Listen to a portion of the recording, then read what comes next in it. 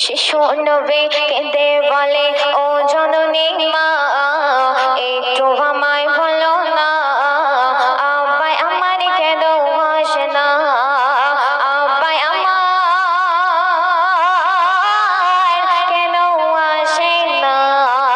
শিশু নবী কেঁদে বলে ও জননী মা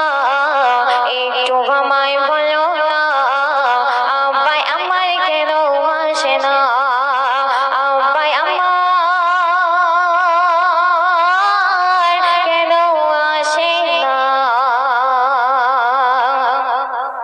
তুমি প্রতিদিনই বলছো আমার আব্বা ঘরে আসবে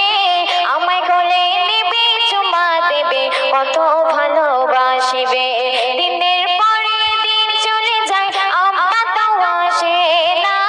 কলিজা আমার যায় রে ফেটে সহিতে পারে না কলিজা আমার যায় রে ফেটে সহিতে পারে না আব্বা জিনা আসলে আমি ঘরে যাব না আসলে আমি ঘরে যাব না তুমি যতই ডাকো না আজকে তোমার কোলে উঠব না আজকে তোমার কোলে উঠব না চিন্তা করে মায় আমি না কি বলে বোঝাবো আমার এতিম বেটার চোখের পানি কি করে বোঝাবো সব ঘটনা মায় আমি না তার শ্বশুরকে বলেছে শ্বশুরের যেতে যেতে দেখতে পেল স্বামীর কবরখানা যেতে যেতে দেখতে পেল স্বামীর কবরখানা অঝরে কাঁদে আমি না তার বুক ফাটা কান্না থামে না তার বুক ফাটা কান্না থামে না স্বামীর কবরখানা দেখতে মা আমিনা অঝর নয়নে কাঁদছে কি বলছে কবি ছন্দের মাধ্যমে দেখছে শোনো বেশটা কবি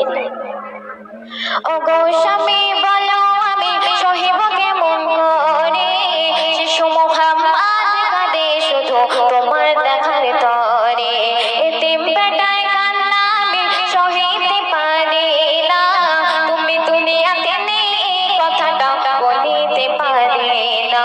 দুনিয়াতে নেই এই কথাটা বলিতে পারি না শিশু নবী বুঝে নিল মায়ের বেদনা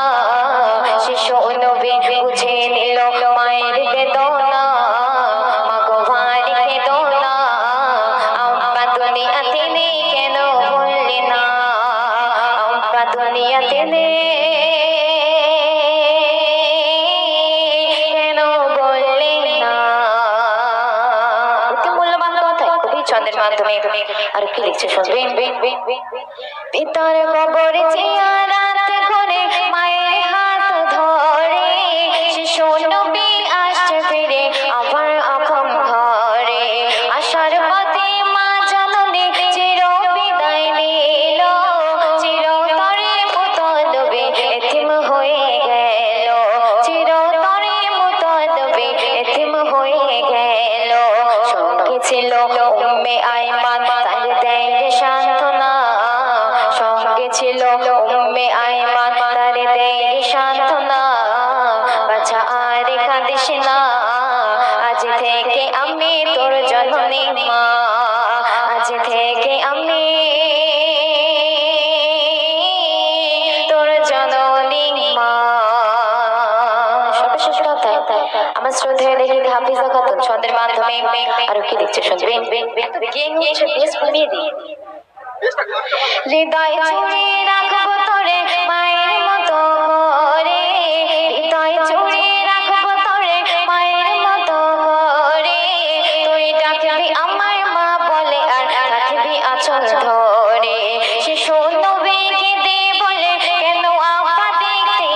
এলাম আব্বা দেখতে এসে আমার আম্মিকে হারালাম আব্বা দেখতে এসে আমার আম্মিকে হারালাম হাফিজা খাতুন আরজ করে শোনো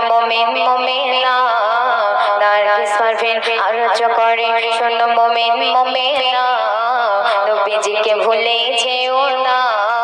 তিনি যে সদা উম্মতের দিওয়ানা, তিনি যে সদা উম্মতের দিওয়ানা। শিশু নবী কেঁদে বলে ও জননী মা,